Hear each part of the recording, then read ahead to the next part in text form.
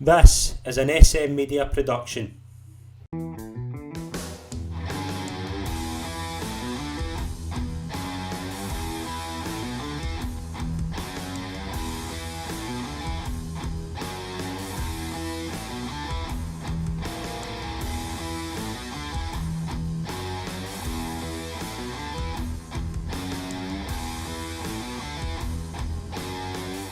Hi folks, and welcome to the latest episode of the SM Media Pro Wrestling Show. I'm Scott McPike. It is an absolute pleasure to be your host as always. I am delighted to welcome this week's special guest.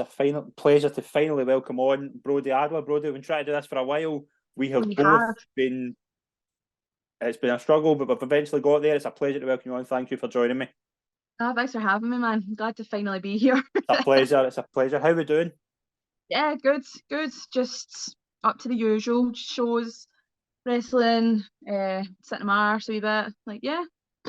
All the good stuff. Nothing You good? else for it. Yeah, I'm all good. Yeah, nothing else for it other than what you said there. But obviously, we're recording this just after AEW All Out. I thought it was quite good actually. I always have a bit of skepticism with AEW shows. Are we going to see a lot of different things than what we usually see? But I overall enjoyed the show. I thought it was awesome. I always need to watch pay-per-views in like 2 or 3 sittings. Mm-hmm. I just don't have the stamina to stay awake at night anymore. And I think I passed out just as Nyla Rose was making her entrance. It's like, oh, I'm really looking forward to this. Yeah. So it's just how I am, unfortunately. Yeah, it's the problem with getting up during the night to watch things like this. If you're a boxing fan, a wrestling fan, and a UFC fan, trying to watch them all, there's usually a fight every week. So it's tough to stay up every weekend. But again, that's the beauty of having kind of Sky Q. You can record it and watch it the next morning. But it's what I did here. We'll go through it we'll go through the kind of matches one by one. We'll get your thoughts, obviously, and the kind of storyline perspectives each thing. The first thing I want to touch on as well was obviously we'll talk about the main event at the end, but are you glad as a wrestling fan that we're talking about the wrestling from this AEW event as opposed to the last AEW event where we didn't really mention much about the in-ring stuff? Yeah, I think it's nice to have when I've went on podcasts before, it's usually a case of like, who do you want to do this? What are you thinking of that? It's never usually in-depth wrestling chat. So I think it's nice and refreshing. It's a nice wee change. Mm-hmm. And it'll be nice to hear other perspectives, particularly because I forget a lot of things. Yeah, absolutely. We'll start with the first match. It's that Jungle Boy versus Luxasaurus. The story kind of wrote itself with this. Obviously, you've got Jungle Boy looking to get a bit of revenge on his old friend and who's been tagged along by the evil Christian Cage. But the thing with Jungle Boy is there's a star there, and I thought last night was a perfect example of that was a star-making performance. It was exactly what we thought would probably happen with the kind of cage match thing. You've got a wee guy against a big monster. We've seen how many times have we seen the matches, but the problem with Jungle Boy the past couple of months has been he's been booked to be the underdog in this feud. So to have him win was absolutely the right call. And I thought Christian was I think Christian's brilliant as a heel. I've always thought that. It seemed to work. I walked away from that match thinking that was absolutely the right call to have Jungle Boy go over, and he's going on to bigger and better things. And obviously you've got the match with Christian, which will happen at some point. Yeah, man. I thought it was great. I really enjoyed the match. I didn't expect it to be quite. I've always seen Jungle Boy as a bit of a clean wrestler. Yeah. So it was nice to see him.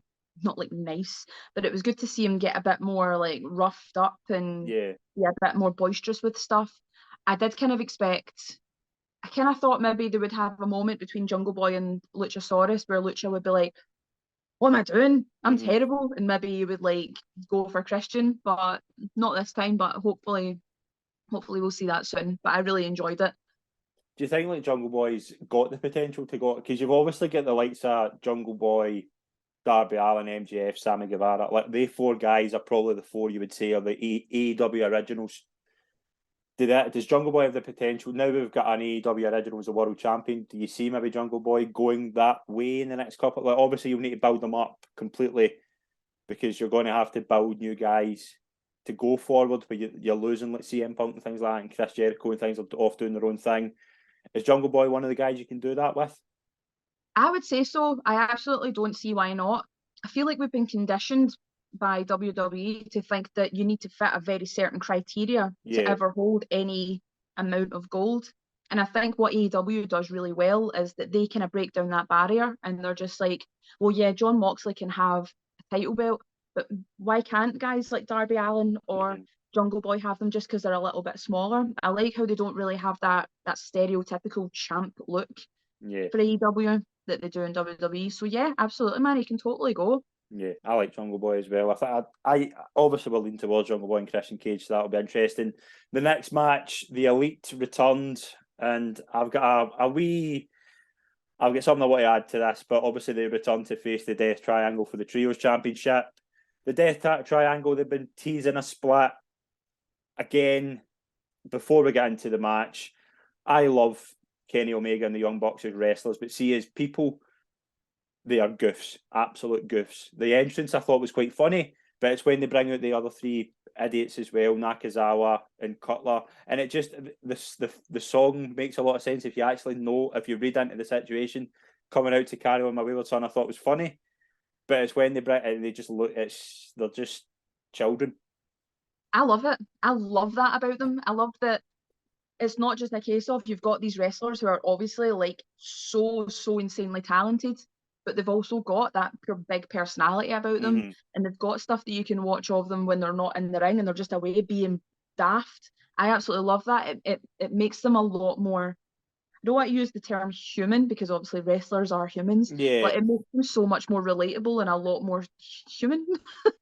And that's the kind of way like I look at it as well. They've, you know, that they're, the thing I've always said with the three guys is that I think the person running the show is very much like them, which I think is why they do all that stuff. Like I think I think if you look at Tony Khan, the one thing that doesn't scream out to me is authority.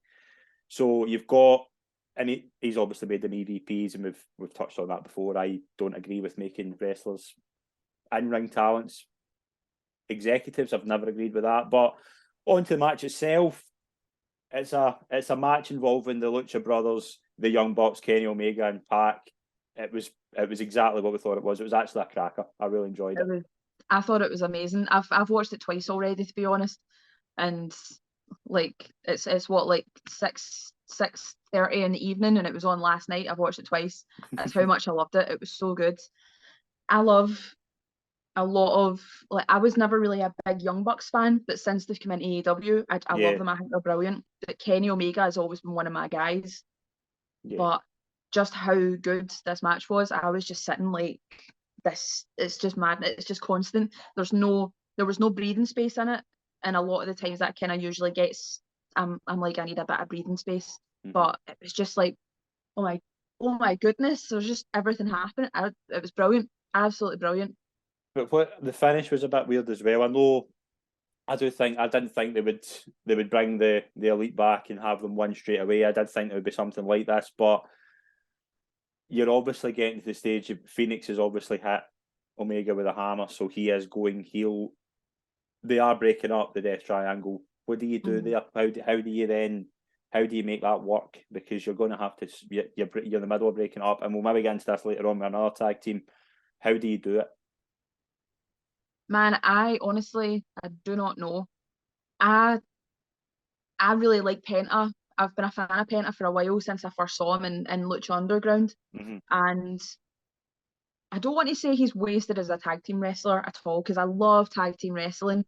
But I think it's because I've always known him as a singles guy. And I'm like, why are you a singles guy? And I'm kind of the same with Rey Fenix, because they're both so insanely talented, and their tag stuff is brilliant. But think about what they could do in singles competition. I think it would be amazing. But I don't think it will be like a permanent thing. I think it will be a separation for a while, and then Rey will be pure, oh my god, what have I done? Or Penta will turn as well, and then they'll join forces or something. I don't see it being a permanent measure at all. No, but it was probably the match of the night. The next one, the match wasn't brilliant, but it was exactly what we thought. Jade Cargill beat Nyla Rose. The entrance Nyla Rose had with the lowrider with Vicky Guerrero, I thought was really cool. I really enjoyed that. But Jade Cargill, they're obviously building her up to be unbeatable, but how do you stop? Who's in that division you think can stop Jade Cargill? Man, I don't know, because I thought it would be Nyla. I really, really did. And I don't think it's going to be anybody that's in the division at the moment. I think they'll bring in someone who will square up to her a wee bit. But I did think they were going to do that with Athena. I thought Athena came in and it was like, oh my goodness. Yeah. I thought she'd really want to take it and she wasn't. So I think it's going to take some outside talent coming in as a big surprise. Yeah. Or they put Soraya in that role. But I think the Soraya, Jamie Hayter stuff, so I think that's probably going to happen down the line. But yeah, it was exactly what we thought it was. The Fatal 4-Way, I think we were all looking forward to this. Jericho beat Guevara, Castagnoli and Danielson to retain. Again, we knew what this was going to be.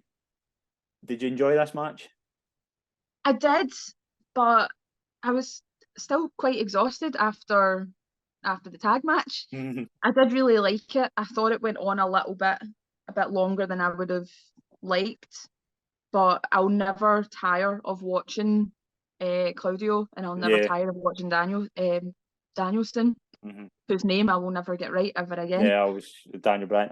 I nearly said Cesaro, so it's I called Cesaro Cassius earlier, and my partner was like, "Where are you getting that face?" Like, I think it's because it's got a C at the start. I don't know. Don't know. But the thing, obviously, they're building the Jericho to be the kind of anti-Ring of Honor guy, and it's working, to be fair. And you've got a lot of ex-Ring of Honor guys in there who he can work with, and it's going to work. I think it'll be fine. It's weird though, because obviously we're going to touch on the Blackpool stuff. Like, what's going to happen with that? And kind of Danielson, are they going to keep Danielson and Claudio there? Is it all going to be that he just turned on Moxley, Regal didn't just turn on Moxley, didn't turn on the rest? It's just it's going to be weird, I think. There's so much going on with it as well, and you've got Bryan Danielson kind of butting heads with Wheeler Yuta as well, and then I would like to think that Claudio and Danielson will be cool, because in the match you can see that they shake hands. They know that this is a competition and they need to do what they need to do. Yeah. But it's never really that easy in wrestling, is it? So no, absolutely not. I'm not sure what will happen with it. I hope it sticks, because I really like Combat Club. But yeah, it's going to work. Soraya defeated Britt Baker. Obviously, we were just hoping that Soraya was in some sort of ring shape after obviously been away for so long. I think if there was anybody that could have guided her through the match in the way she did, it was Britt Baker. I thought Britt Baker done a tremendous job. It was obviously emotional. What did you think? We weren't expecting this to be an absolute clinic. We were just hoping that Paige, I was going to call her Paige again, Soraya was going to get through just in a good order, and I think she actually did. I thought she still showed that she had it. So I don't imagine this is I don't think she'll be wrestling every week, but I certainly think she's got more in her. Yeah, like I really enjoyed it. I think the match was what it had to be, because you don't want your first match back to be this massive, big, heavy match, because you want to be like, I've still got some other stuff and I'm going to show you what it is. Yeah. I didn't like one part of the match, and it was the moment where Soraya was like, it was after the shoulder tackle. She was holding her neck and she was doing that. I don't like the tease of it, because I'm like, well, we know the situation, like we know you're back and stuff, and I just feel like every time a wrestler has had an injury, a substantial injury, they will come back and always tease like, I'm not okay, and then they're like, and I'm just like, yeah, a million times, man. Like, but I loved the match. So awesome to see Soraya back. I loved it. I remember when she done her retirement speech, I watched it the next morning on the 6 o'clock train, and I sat crying on the train watching it in front of all the commuters. So it was really, really cool, man. And I'm glad she came back to AEW. Yeah, I was surprised she went to AEW, but obviously I think that was before Triple H took over, because I don't think she would have been there if Triple H took over. The next match, the TNT Championship, Wardlow versus Samoa Joe and Powerhouse Hobbs. Samoa Joe won. Probably the right decision, actually. I think they saved Wardlow, but Powerhouse Hobbs, I think, is a superstar in waiting, but I think he is WWE all over. I think he will be. if when he's finished in AEW, he's been badly booked in AEW. I've said that from the beginning, even with the Team Taz thing. When his contract's up, he will go to WWE. I'm 99% sure of that. I think that as well, yeah, because AEW has got so much talent. They've got so many guys, but that's just the thing. They've got so much talent, and a lot of the time they don't really know what to do with them. Mm-hmm. But you've got a guy like Powerhouse Hobbs, you can't not have him in front of a camera, and it just felt like it was very slotted in. Mm-hmm. That's all. But I do think, like, if Vince was still in charge, he would be slavering all over him. Mm-hmm. And I think he will definitely go there when he's done at AEW. Yeah, absolutely. Next match. This was the one match I just didn't like, and I don't know why. I just felt it was something weird about it. Sting and Darby Allin against Jeff Jarrett and Jay Lethal. Sting and Darby Allin won.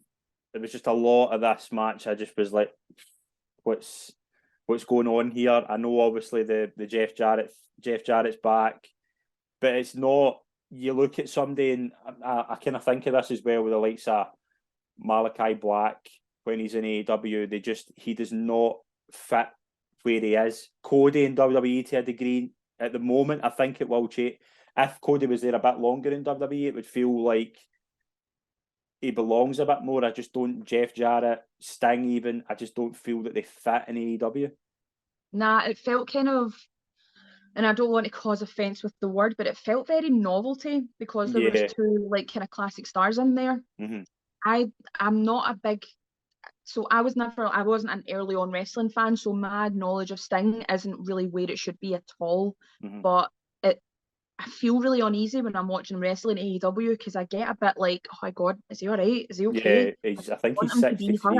Yeah. Mm-hmm. That's exactly it. And I just feel like it takes me out the match a wee bit, worrying for him. Yeah, and that's sort of yeah, and that's sort of the thing I had. Did you watch Ric Flair's last match a couple of months ago? Haven't. Right. No. Well, I watched it, and Jeff Jarrett was in that as well, and I thought he did a really good job of just carrying the story. But you couldn't watch that match and think, why is Ric Flair doing this? Why is Ric Flair needing to do this at the age he's at? And I love Sting. I've always loved Sting. We are obviously going to do the Monday Night Wars documentary in the next couple of months, but where we go into great detail in Sting. But when you look at Sting now, you just, exactly what you said, you just worry, like, you're not focusing on he's going to put and I always think a wrestling match, you should always hope for it to be unless you know, like a Johnny Knoxville, Sami Zayn at WrestleMania, for example, you knew that was going to be bonkers. You knew that wasn't going to be Okada versus Omega, but you knew it would be entertaining. With matches like this, what are you wanting? What are you looking to see? Are you looking to just see these guys in the ring and be like, yeah, Jeff Jarrett's going to hit him with a guitar, he'll bounce it, Sting will get the baseball bat out? Do you know what I mean? That's what we're thinking with this match. There's nothing. That's exactly it. And it's not my sort of thing. And I love the both of them, but they just feel out of place to me. Yeah, I feel like it could have been good if it was a singles match and it was Darby with Sting, and then like, I think it could have been good there, and then Jarrett and Sting could have had like a wee face off and maybe a wee batter of each other. Mm-hmm. Could have had the baseball bat, could have had the guitar. I think that would have been a lot more effective, personally. Yeah. The next match. That's what I'd rather see. Yeah, the next match, the interim women's championship, Toni Storm against Jamie Hayter. The right person won. I've spoke on here a lot of times. I love Jamie Hayter as a wrestler. Yeah. I think she's a star in the making. She was the right person to win. You've got obviously this thing with the interim thing. Does that take away from obviously that's a massive accomplishment for Jamie Hayter. Obviously we know she's been well known in the British scene for a long time. Is it the thing though of because it's interim, you don't think about it the same as we probably should? I'm not really big on the whole interim championship thing. I don't mind it. I don't mind it in like UFC or even boxing to a degree, but I certainly don't think it should be working in wrestling. Yeah, like I understand AEW are trying to class. This is a very dangerous way to put this. They're trying to class wrestling as like a legitimate sport, and the unfortunate reality of it is it's not like UFC. It's not like boxing. It's very different. It's very different because I was going to say it's theatrical. Like I love wrestling because it's storytelling and it's theatrical. The whole interim championship thing is, if you look at since Thunder Rosa's been injured, like Soraya's come back, Jamie Hayter has climbed up the ranks, like Rio's come back as well. Yeah. Like by this point, Thunder Rosa could have lost her championship to any one of these women because she needs to keep her rank. And while she's away, she's just kind of keeping her belt warm. And it's happening all the time, man. Like, there seems to be more interim championships than there is like actual championship reigns, and I just think it is needless, personally. Yeah, no, I think I've always been if the wrestler can't defend the title, I know it's hard to strip them over, but you put the title on somebody else, and then when they come back, you have the story out there. Number one contender. Doesn't matter who it's against. It can be like, for example, like if I've mentioned Cody more than once, but if Cody comes back and goes for the title, if it's Seth Rollins, it's going to be the champion. That story writes itself. Do you know what I mean? You have that. You don't not only have the championship thing, but also it doesn't matter who the champion is. You have them just face the champion because that's what they've lost it. They've not lost the title. They've had it taken away from them without their. Do you know what I mean? They've had no choice. So the story's there. Was it not just like put on Tony as well? I think so. Yeah, that's for you. It's like, yeah. It completely doesn't feel champion to me at all. No, and I think it takes. I think it takes away from the Jamie thing as well, because that should be the crowd were behind her, and rightfully so. She has a walking baby face, but when it's the interim thing, like I feel bad for her, but if she goes and beats Thunder Rosa when Thunder Rosa comes back, yeah, that's fine, but it just didn't feel how it should have felt, like a crowning moment for Jamie Hayter. So I hope she gets it. But the next match, the Acclaimed defeated Swerve in Our Glory. Obviously, Keith Lee and Swerve Strickland. They're obviously teasing the Keith Lee Strickland breakup. The Acclaimed, you can't take the belts off them now. They're absolutely rolling with it. But it was fine. It was half decent. I don't think it needed to be great. I think you've got two tag teams who are in different paths. The Acclaimed are just what they are, and it's good. It was fine. I wasn't brilliant, but I was quite happy with it. Yeah, man, I agree. I love watching them both. I'm a massive Keith Lee gal. I love Keith Lee, so I could just watch him for days. But the Acclaimed at first was not a fan, and now I've been like, oh, I really like you guys actually, because you talk a lot. So I like the man. Since he started doing the raps, I've been a fan since. But it's the same with Keith Lee to a degree as well. Like, he belongs in WWE. He was harshly treated. So yeah, do you know what I mean? It's not the same. He's not the same in AEW. I feel like he's not getting what he should be getting. I know he's just had a championship match, but it's just something's missing. Something isn't quite right. Yeah, and it might be this rivalry when they eventually pull the trigger on. Obviously, when Lee walked away, they are teasing. I don't know who they're going to have as a heel and the babyface. I imagine it'll be Strickland, but that could maybe be a breakthrough feud for them both. So let's hope. Hopefully that kind of brings out something good. But the next match, it was all about this for me. The main event. Everybody knows I'm a MJF mark. Love him. And he finally got his moment. Now, there was a lot they could have done with this. I didn't see the William Regal thing coming. I know they were teasing William Regal and MJF. They've obviously done run-ins the past few weeks. I didn't see it coming, and it's that thing of the MJF devil thing. It worked, and we're talking about MJF now as an absolute superstar, because that's what he is. Yeah, man. I never really felt so.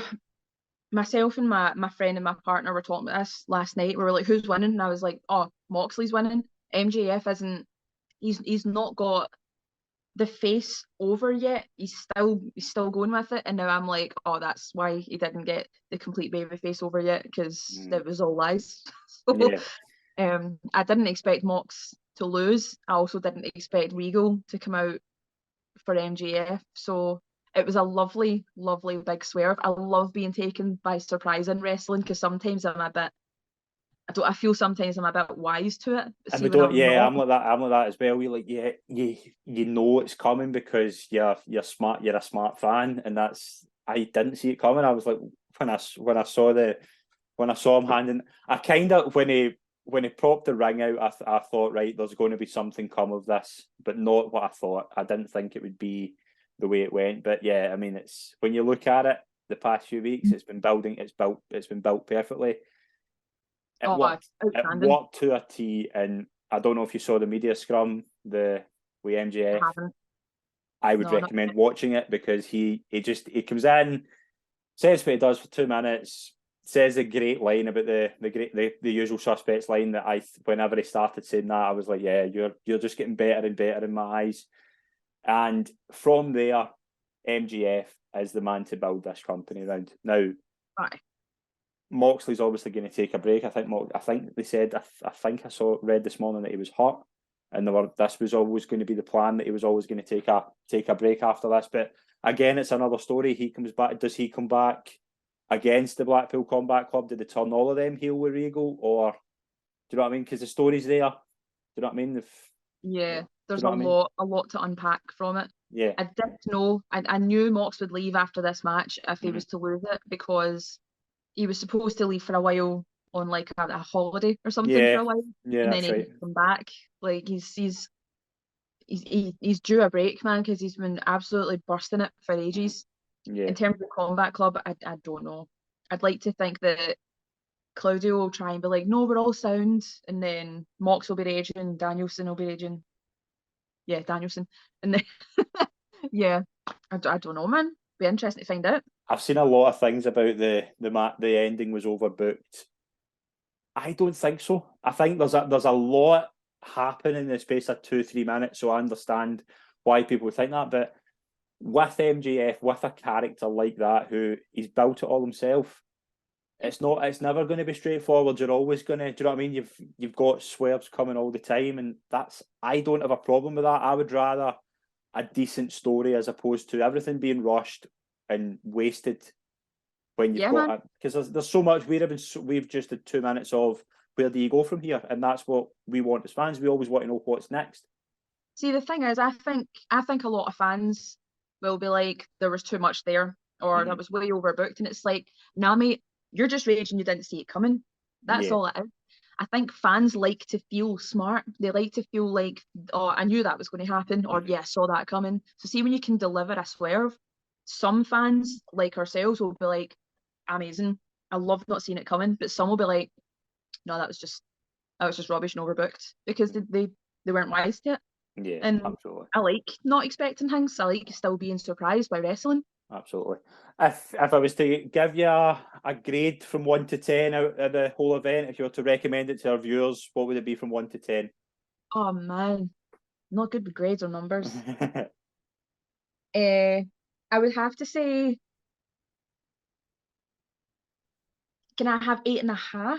Yeah, 8.5. I was borderline kind of 7.5. But yeah, I'm keen to go with that.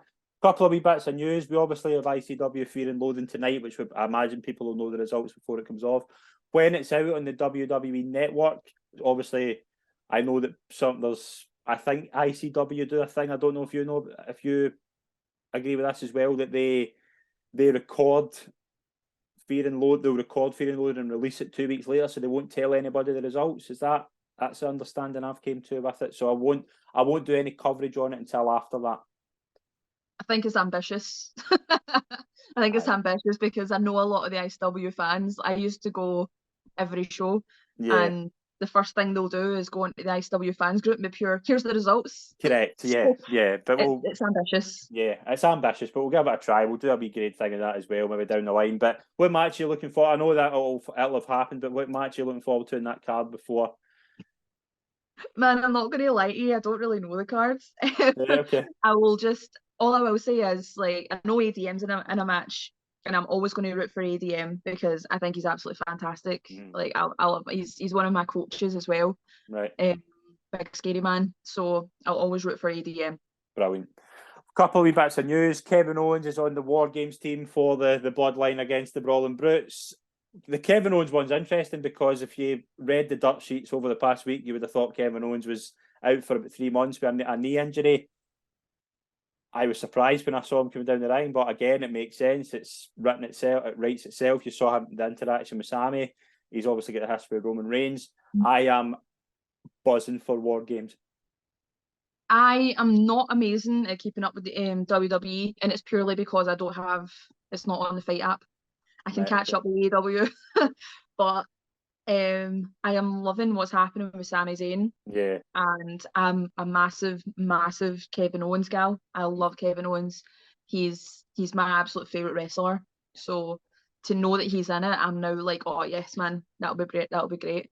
So I'm just hoping we get the boys together and watch it next week on Thursday. That'd be nice. Yeah, absolutely. Friday we will have a War Games preview article coming out. I think it'll be an article instead of a show, but an article coming out will preview all the War Games matches. The other one, speaking of Kevin Owens, obviously Kevin Owens was the man who helped bring back Stone Cold Steve Austin for the first time in 19 years into a wrestling match.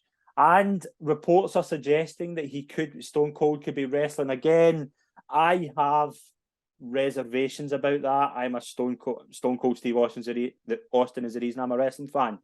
But was that the right way to do it? I want Stone Cold Steve Austin, Dallas, Texas at WrestleMania was the right way to end his career, and it would have been for him as well. I love Steve Austin. I think just we don't need a second twice in a lifetime. We don't need another one of those, man. Like, it was the best way for Austin to like come back, and he got his stuff done, and now it's the best way to leave it. Please let's just not keep on doing this. But I'm going to be back again, because it makes it less special when they do. It just does. So no, I hope it is just a silly rumor. And I'm surprised though. I imagine you are as well. There's been so many opportunities in the past 19 years for Stone Cold to come back. The Kevin Owens thing made sense. It was in Dallas. WrestleMania wasn't selling well. I understand why he did it, but now you've got WrestleMania. It's going to be WrestleMania Hollywood. We're already hearing that The Rock is close to coming back, and that story writes itself with Roman Reigns. You don't need we spoke about it earlier, but too much nostalgia. You don't need it all. Nostalgia is pure money. Like, nostalgia is just pure cash. Like, and WWE especially are ones that absolutely like milk that for all it's worth. So I do understand from a business perspective why you do it, but absolutely. From a fan, I'm like, can we stop, lads? We just use who we've got, because you have got amazing talent. We don't need the legends to come back. I support John Cena coming back though. Well, I think the one match I would like to see, and I've always wanted to see Stone Cold and Brock. I don't think Stone Cold Steve Austin is going to return for a match with Brock Lesnar. Not calling Brock Lesnar unsafe, but I don't think Stone Cold Steve Austin is going to be up for getting tossed about for 20 minutes. Hell no, man. You can't, because it would be, I feel like it would be a lose-lose on both stars' part. If Brock was to beat Austin, it's like, Austin's better than this, man. Austin was to beat Brock, it would be pure, that's Brock Lesnar. It doesn't fit. It wouldn't work in my eyes. I just don't think. Yeah, and the way to look at it as well is obviously when Goldberg come back and fought Lesnar in that quick match, that made sense because we knew where that was going. That was going to Brock eventually winning that. But you're not going to be able to do that and pull it off the same. You've got all these guys who've came back, like Wyatt, Cross, Strowman, all these guys that have came back because of the regime change. They're all back because they know that things are going to be better. If you're going to have Stone Cold Steve Austin, The Rock, Brock Lesnar, you're going to have them all in marquee matches. Where do you fit them in? And what's different from when they were there the last time? I know, because I don't know, man. Like, I'm quite excited about the whole Wyatt being back thing because it was such a big deal. Yeah. And I've never, like, by all means, see when it comes to like the Royal Rumble and stuff, I love seeing like legends come back and do it, but not The Rock or Austin, because they're so much more than like just legends coming in for a wee grapple and then away again. It's more than that.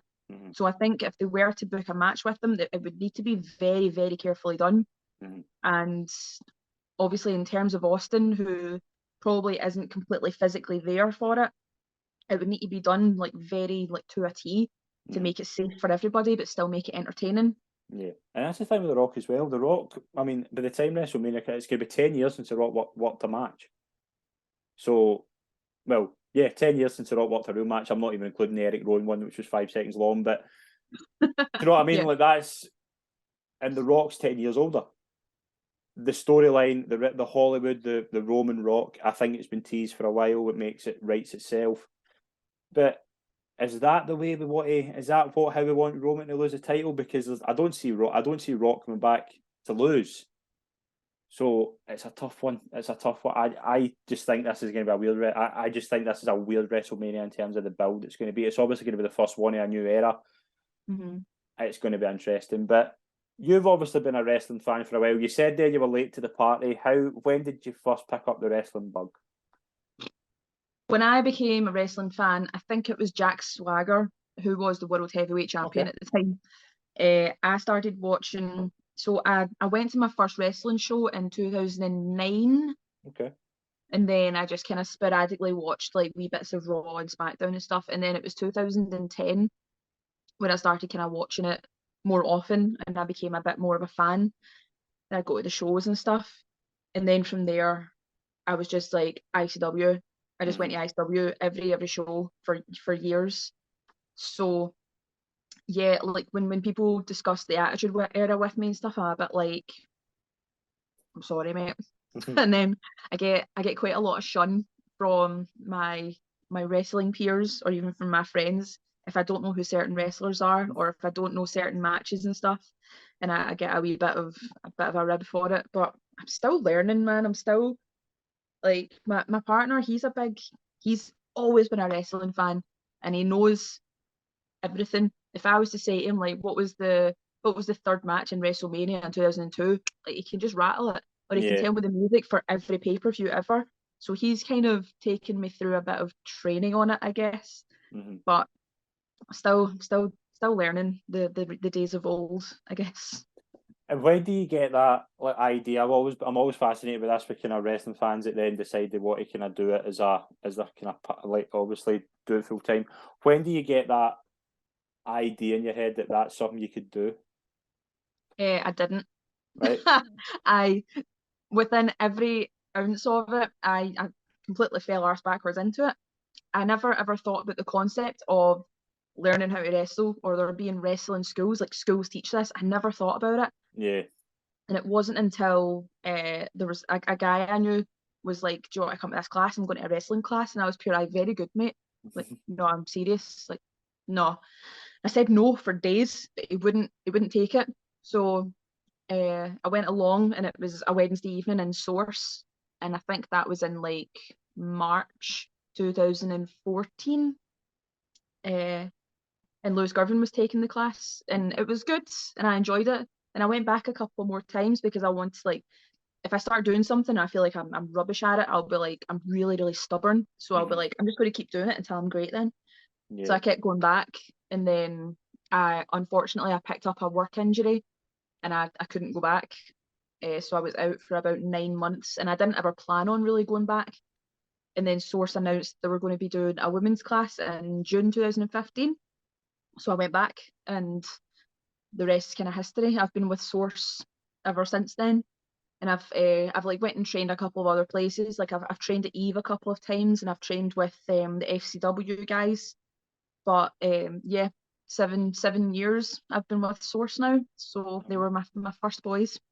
And do you remember your first match? My first match on a show? Yeah.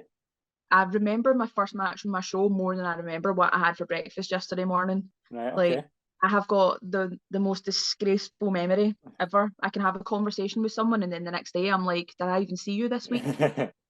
But my first match was with Griffin and it was so much fun. And I remember feeling really, really safe and really, really comfortable with it. And it was brilliant. I had such a good time and I remember being really, really proud of it. I was always told, like, your debut match, you'll have fun, but you'll know, like, it won't go great to plan. And I think that it honestly couldn't have went much better for me. So I will always remember it. I still watch it sometimes just to be like, oh, wee baby Brodie. just to kind of relive the seeing me as a babyface, I guess, as well. Like, I remember that. But I loved it. It was really good. Well, you mentioned there obviously like kind of Source, W3L, and kind of FCW. Like they promotions, what have they kind of helped? Like, how good have they been for you in your kind of development? Oh my goodness. FCW in particular, they are absolutely my boys.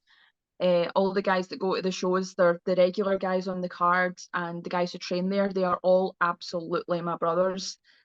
FCW came to me during the pandemic, and it was up till that point I'd only had 3 matches in Source, and I'd had 1 match very out of the blue at Fierce Females. So all Fair City really knew about me was those matches from Source, which were on YouTube. Yeah. And I'd been doing daft promos throughout COVID as part of like the SWN tournaments and just like a day in the life of the wrestler and stuff. I'd been doing stupid things like that. And the guys at FCW were like, right, we're going to get you in and we'll give you this. And I've very much became one of their FCW guys, which has been lovely. They took a chance on me and they've gave me a lot, and they've really helped me kind of see just who Brodie is and what I can do with her. So they've been amazing.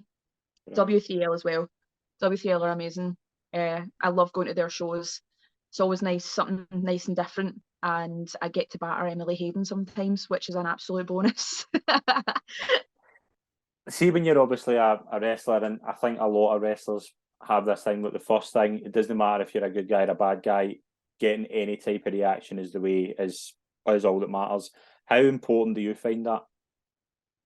Incredibly. I'm very receptive to the crowds, like particularly when I'm in Source. It's sometimes mad to watch my matches back from my own perspective, because I'm just like, who is this lassie shouting at the crowd and like blah, like all of that? Because I'm not the most extroverted person at all. I'm a bit introverted, so I like being able to go to these shows and get people behind me, or the opposite. Yeah. When I was at W3L in, oh my goodness, when was I at W3L? I think it was in October, maybe September. Memory again. And it was a really big crowd, and I went out and nobody cared, and I was just, I'm not having this, man. So I just went around the crowd and I just kept on, and I got them so behind me. And it's things like that that makes me feel like, right, cool, because it's not just about the moves I'm doing in the ring or any like that. I need you guys as well, and I'm going to get you. Yeah. So yeah, brilliant. And important. The one thing that catches your eye, obviously, we've spoke to a couple of them as well, that the wrestling scene, particularly kind of the women's wrestling scene in Scotland, is only getting like stronger by the day. Do you see that as well? Let's see, for when you started, do you see this progression over the past few years? I do, yeah. There's still a lot of work to be done, but I really, really do see it. You've got shows now that have not just like, oh, we need to have a women's match, so we'll do that. You've got a bit more than that. I'm going to use Fair City as an example here, and not out of bias at all, but some of the Fair City lineups you'll see are, you'll have 2 women's matches, or you'll have a woman versus a guy, and then you'll have a women's match, and you'll have women doing more segments and stuff, which I feel isn't really, it's still not as strong as it should be in Scotland. I feel like a lot of the booking choices in Scotland as well, when it comes to women, are a bit like, right, it's about 2 weeks to their show, lads, we should maybe try and get like a woman on the show. And it does feel a wee bit kind of forced at times. But you look at so many of the women that are coming up through the ranks just now, who are just literally stepping over the debut line and automatically are just absolutely killing it. People like Harmony Sky and Daisy Jenkins and Ruby Roberts are absolutely here and just showing everybody, like, by the way, you've got a women's division here as well, and we're just as good. And it's absolutely really, really doing so much better than what it used to. Yeah.